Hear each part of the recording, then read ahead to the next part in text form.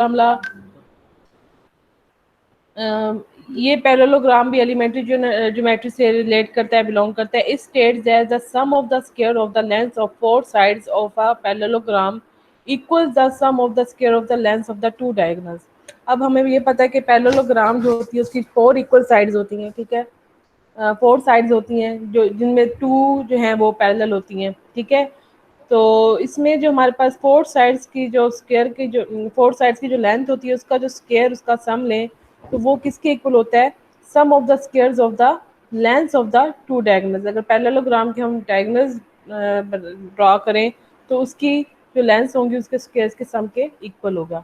Using the notation in the diagram on the right side, the sides are AB, BC, CD, and DA. But since in Euclidean geometry a parallelogram necessarily has opposite sides equal, अब parallelogram क्या है कि लाजमी तौर पे जो उसकी opposite sides होती हैं वो क्या होनी चाहिए, इक्वल होनी चाहिए। तो ए बी क्या होगी सी डी के इक्वल और बी सी जो होगा वो डी ए के इक्वल होगा। तो उसके बाद अब जैसे ये फिगर दी हुई है वो यही कह रहा है कि ए बी जो है वो डी सी के इक्वल होगा, सी डी के इक्वल होगा और बी सी जो है वो डी ए के इक्वल होगा। तो उसका जो पैरेललोग्राम का जो लॉ है वो ये कहता है कि चारों साइड्स की जो अगर हम लेंथ का स्केल लेंगे चारों साइड्स की, तो अब आपको ये पता है कि ए बी जो है वो किसके इक्वल है, सी डी के।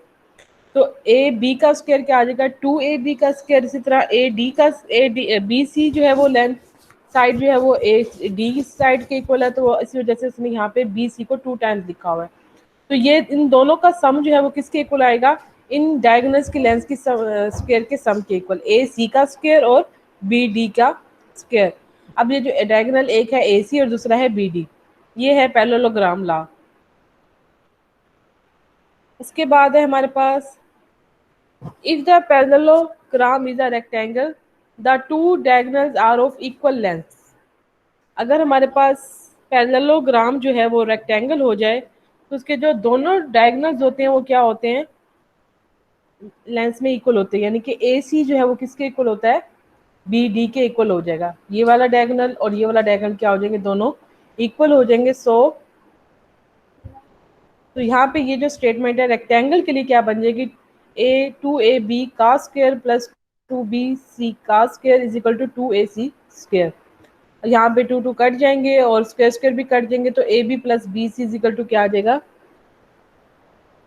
ए सी का ए सी।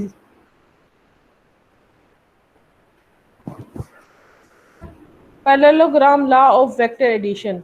अब इसमें पैरेललोग्राम जो है ना वेक्टर एडिशन में भी यूज होता है। वो किस तरह, फर्ज करें आपके पास दो वेक्टर्स हैं पी और क्यू और उनके दरमियान एंगल थीटा है, तो आप क्या कर रहे हैं कि इसके पैरेलल पी वेक्टर के पैरेलल आप एक लाइन ड्रॉ करें उसके ऑपोजिट, इसी तरह क्यू वेक्टर के ऑपोजिट आप एक लाइन ड्रॉ करेंगे वो, तो आपके पास एक पैरेललोग्राम बन जाएगी।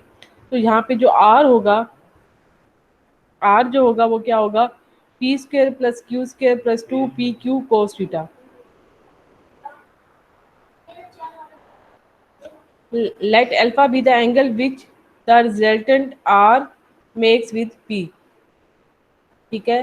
तो ये जो हमारे पास अल्फा जो है वो हमारे पास अल्फा या थीटा, सॉरी यहाँ पे थीटा होना चाहिए, अल्फा लिखा, अच्छा नहीं, let alpha be the angle which the resultant R makes with P. अब जो जो पी के साथ जो हमारे पास एंगल बन रहा है वो आर आर आर के साथ वो है अल्फा।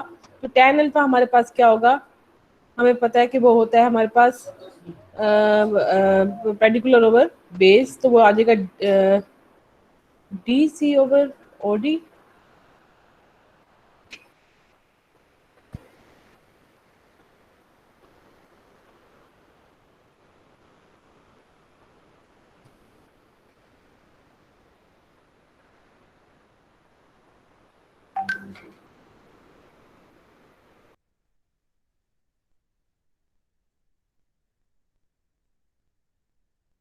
क्लास एक मिनट जरा आप जो भी मैंने स्लाइड्स बोली है उसको देख के मैं फिर आपको कंटिन्यू करवाती हूँ। Okay ma'am.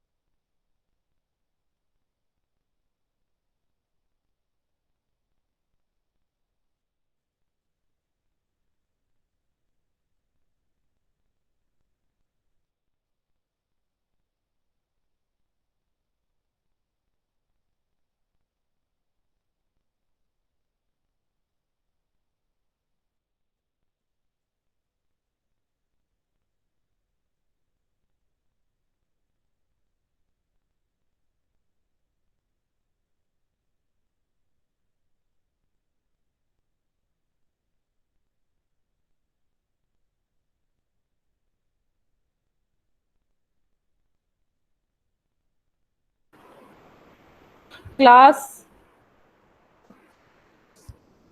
आवाज आ रही है आप लोगों को मेरी? जी मैम। Yes ma'am. जी मैम। ओके, मैं आपको ये बता रही थी कि वेक्टर एडिशन में पैरेललोग्राम लॉ कैसे यूज होता है। तो अब आपके पास अगर दो वेक्टर्स हैं तो उसके एडिशन के लिए आप इस लॉ को यूज करते हुए ये फार्मूला है, तो कोई भी दो वेक्टर्स हैं उनके एडिशन का जो है वो फार्मूला आप ये वाला भी लगा सकते हैं अगर आपके पास इसी तरह के कंपोनेंट्स गिवन है, यानी कि एंगल भी गिवन है, पी की लेंथ भी गिवन,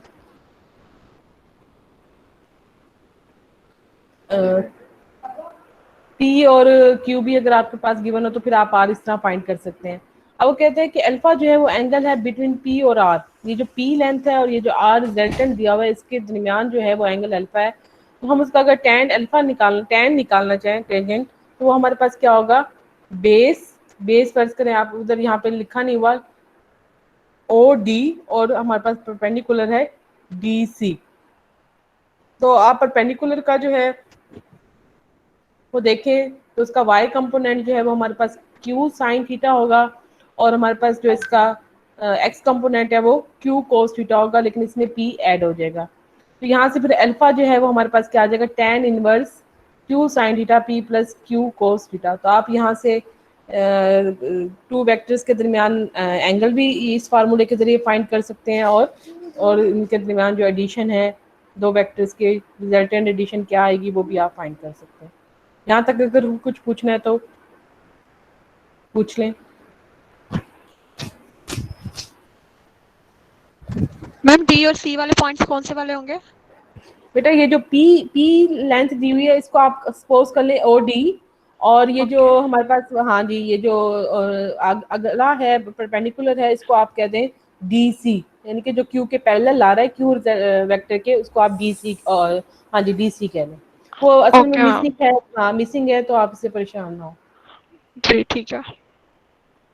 अच्छा, उसके बाद अगला है हमारे पास, मैम स्टूडेंट्स को ऐड कर दें। ओके, मेरे पास तो कोई भी ऑप्शन नहीं आ रही,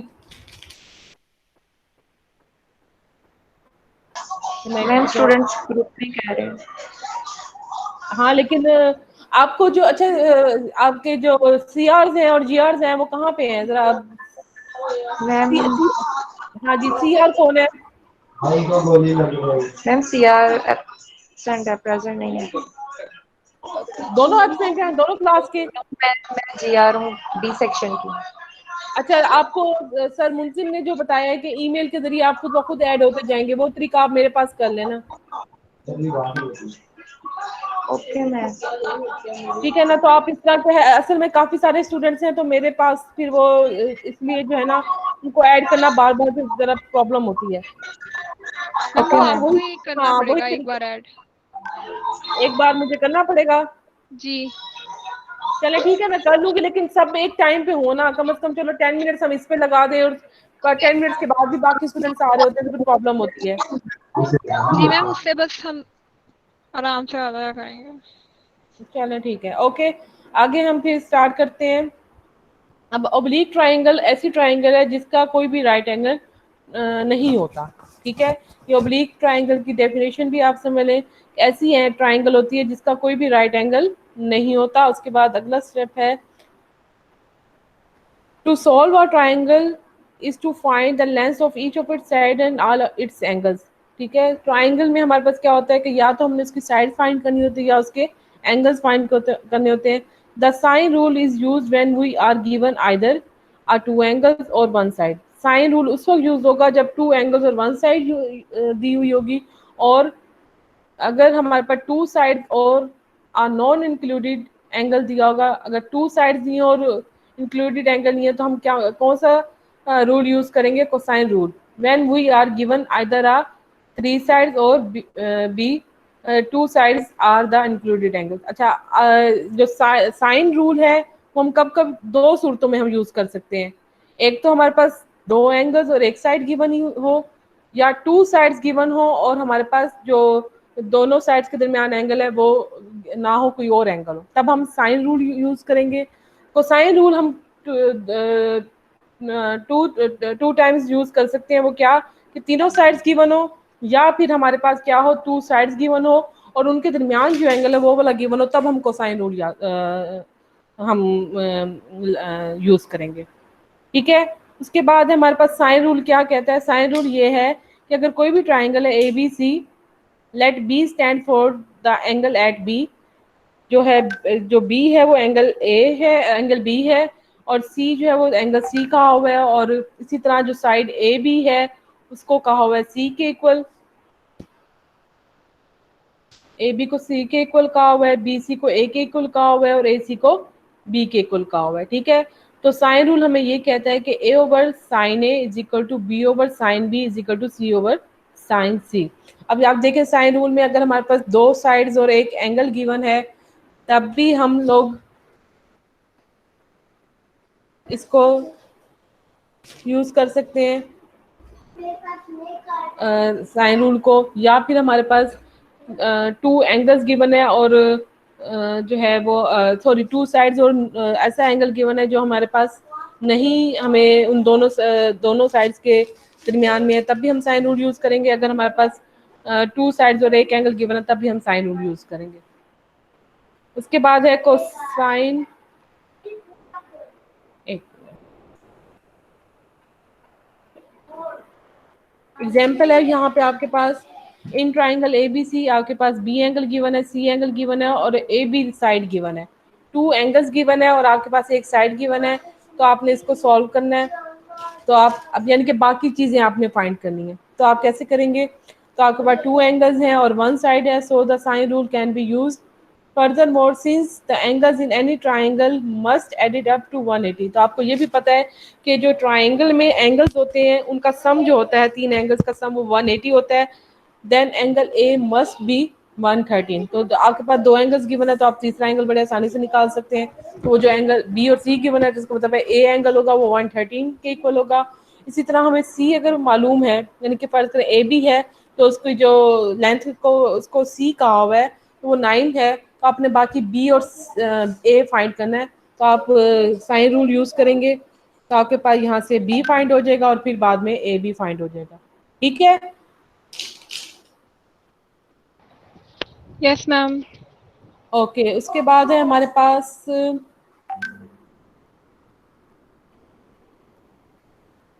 कोसाइन रूल। कोसाइन रूल क्या है। अगर फर्ज करें आपके पास कोई भी एंगल ट्राइंगल गिवन है, बिल्कुल वही उसी तरह की ट्राइंगल है, इसमें कोसाइन रूल हमारे पास क्या होगा, ए स्क्र जो है वो B square plus C square minus two B C cos A के इक्वल होगा। इसी तरह बी स्क्र जो है वो A square plus C square minus two A C cos B के इक्वल होगा, और सी स्क्र जो है वो A square plus B square minus two A B cos C के इक्वल होगा। तो इसकी एग्जाम्पल भी आगे शायद की हुई है, तो हम लोग करते हैं। एग्जाम्पल दी हुई है हमारे पास, वो ये है कि अगर आपके पास कोई भी ट्रायंगल है, दो साइड्स की, तीनों साइड्स गिवन है। ठीक है। अब हमें पता है कि अगर तीनों साइड्स गिवन हो तो हम कौन सा लॉ यूज करेंगे, कोसाइन लॉ यूज करेंगे। तो आप यहाँ पे ए बी को स्मॉल सी कह देंगे, बी सी को स्मॉल ए कह देंगे और ए सी को स्मॉल बी कह देंगे। इसी तरह कहे कि आपके पास एक फार्मूला है ए स्क्वायर इज इक्वल टू, अब तीनों साइड्स गिवन है तो आपने क्या फाइंड करना है, तीनों एंगल्स फाइंड करने हैं। तो तीनों एंगल्स फाइंड करने के लिए आप कोई सा भी एक फार्मूला उठा लें, A square is equal to B square plus C square minus two B C cos A. इसमें सारी वैल्यूज पुट करेंगे तो आपके पास एक एंगल ए आ जाएगा। इसी तरह बाकी फार्मूलाज में आप यही वैल्यूज पुट करते रहेंगे तो आपके पास बी एंगल भी आ जाएगा और सी एंगल भी आ जाएगा। और आपके पास चेक करने का तरीका कि आपने सही निकाला है, तो आप ए बी और सी एंगल को ऐड जब करेंगे तो वो 180 के इक्वल आना चाहिए। तो यहाँ से आप ये चेक भी कर सकते हैं कि आपका सोल्यूशन ठीक है या गलत है। ठीक है यहाँ तक। जी मैम। आगे आगे एक्सरसाइज है, बस जो आप अपनी मर्जी से भी वैल्यूज ले सकते हैं और आप इसको सॉल्व कर सकते हैं। ठीक है।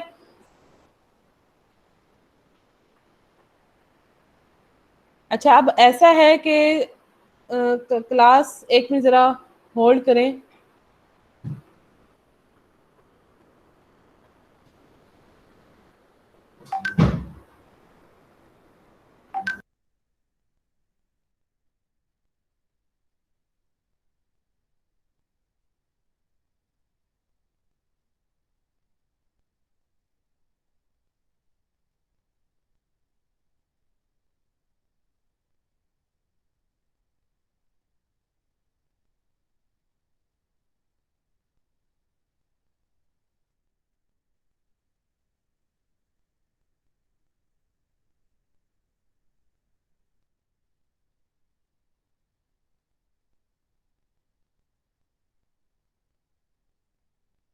तो सबको मेरी आवाज आ रही है? Yes ma'am. ऐसा Yes, है ma'am. कि अगला जो टॉपिक है वो लोकस का है। तो वो मैं कह रही थी कि ये तो वो चीज़ें हैं जो आपने पहले पढ़ी हुई हैं, लेकिन अब जो आपके टॉपिक्स आ रहे हैं वो बिल्कुल न्यू हैं, वो आपने शायद पहले नहीं पढ़े होंगे। तो मैं ये चाह रही थी कि जब स्टूडेंट्स ज़्यादा हों तब मैं इसको स्टार्ट करूँ अगला टॉपिक जो। हाँ जी, बोले वानिया। ठीक है मैम। ठीक है, तो ऐसा है कि मैं यहीं पे ख़त्म कर रही हूँ, और कल लाजमी आप लोग उसी टाइम पे, जिस टाइम पे आपकी क्लास होती है 12:30 या 12 बजे जब भी, तो हम लोग ये नया टॉपिक स्टार्ट करेंगे। अब आपके 5-6 टॉपिक्स रह गए हैं बाकी, तो वो हम लोग 7 या 8 लेक्चर्स में इंशाल्लाह कंप्लीट कर लेंगे। ठीक है, तो आपका सिलेबस कंप्लीट हो जाएगा। तो बिल्कुल वो टॉपिक्स हैं जो आपने नए नए पढ़ने हैं। तो इस वजह से कह रही थी कि स्टूडेंट मैम कल ज़रा 12 बजे हमारा क्विज है। 12 बजे क्या है? क्विज है मैम प्रोबेबिलिटी थ्योरी का। अच्छा चलें, फिर ऐसा है कि आप कोई और टाइम रख लें, बता दें मुझे। मैम उससे पहले कोई भी टाइम कर ले। चलें 10 बजे कर लें। ठीक है यस मैम। मैम। पूरे 10 बजे आप स्टार्ट कर लेंगे हम लोग लेक्चर, और फिर हम 11 बजे तक जैसे हुआ हम लोग लेक्चर पढ़ लेंगे। ठीक है, चले। ठीक ठीक है है मैम। मैम। यही यही चीज़ मैं ग्रुप में भी कर लेती हूँ, और आपका फ्राइडे वाला लेक्चर और आज वाला लेक्चर यूट्यूब पे भी मैं अपलोड कर दूंगी। Okay ma'am. Okay ma'am. Okay, ma'am. और कोशिश करें कि कल ज़्यादा स्टूडेंट्स प्रेजेंट हो, क्योंकि वो बिल्कुल नया टॉपिक है जो मैंने अब आपको करवाना है। Okay ma'am. Okay, okay okay, ma'am. Okay, अल्लाह हाफिज़। अल्लाह हाफिज Allah मैम। Hafiz.